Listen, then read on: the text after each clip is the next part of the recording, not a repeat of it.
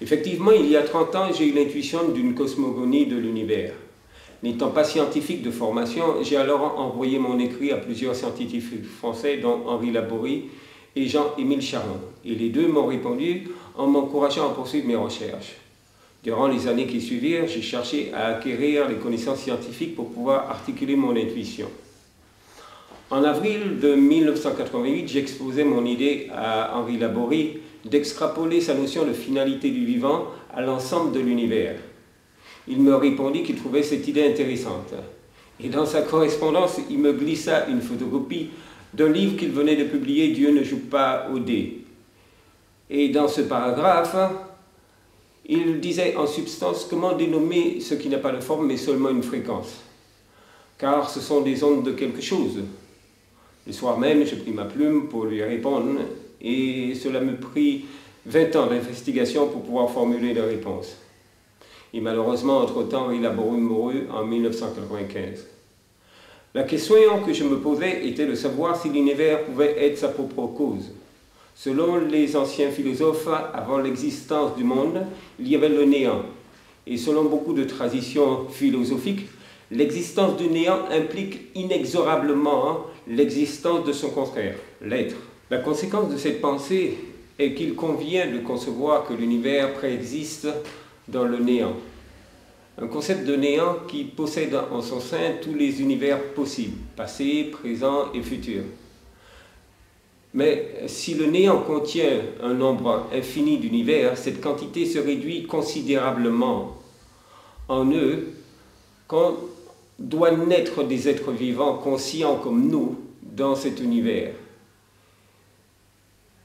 Et de plus, s'il doit exister un individu au sein de cette espèce, un être illuminé, capable d'appréhender l'univers dans son essence, c'est dire dans sa nature spirituelle, nous aboutissons seulement à un univers possible, le nôtre. Alors, paradoxalement qualifier l'essence de l'univers de spirituel correspond aussi à une vision scientifique, au principe d'Heisenberg, pour être plus précis. Ce principe nous apprend qu'une particule n'a de réalité que si on effectue une mesure sur elle. Et de plus, cette mesure modifie les propriétés de la particule. Ainsi, si notre monde est un rêve, l'ensemble de notre humanité serait prisonnier des déterministes de ce rêve. Mais il y a 2000 ans, un être humain fut conscient à l'intérieur du rêve et nous témoigna l'existence d'une autre réalité.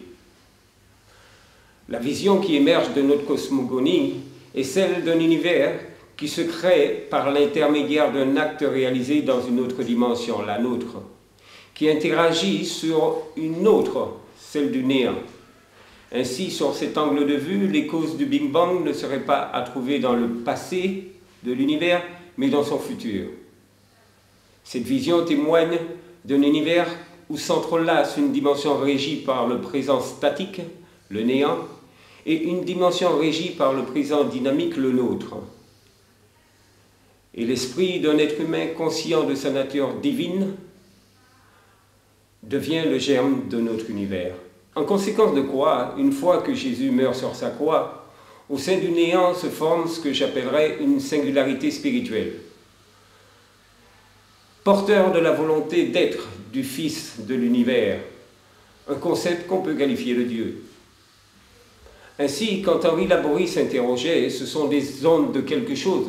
Aujourd'hui, je peux lui répondre que ce quelque chose est la manifestation qui incarne la volonté d'exister de l'être sur le néant. Et de plus, le propre Laborie était déjà sur la piste quand il affirmait que la finalité de la vie était la vie. Mais il est un peu réfractaire, Laborie, à la spiritualité. Il voulait rester simplement sur le terrain scientifique, ce qui n'est pas notre cas. En tout cas, nous pensons que nous sommes dans une réalité où il faut rendre à César ce qui est à César, c'est-à-dire le matérialisme, et à Dieu ce qui est à Dieu, le spiritualisme. Car il est urgent que les sociétés humaines aient comme finalité le bien-être de tous les humains, sans tenir compte de leur race, de leur sexe ou de leurs conditions sociales. Où la pensée d'André Malraux, le XXe siècle sera spirituel ou ne sera pas, se transforma en une réalité.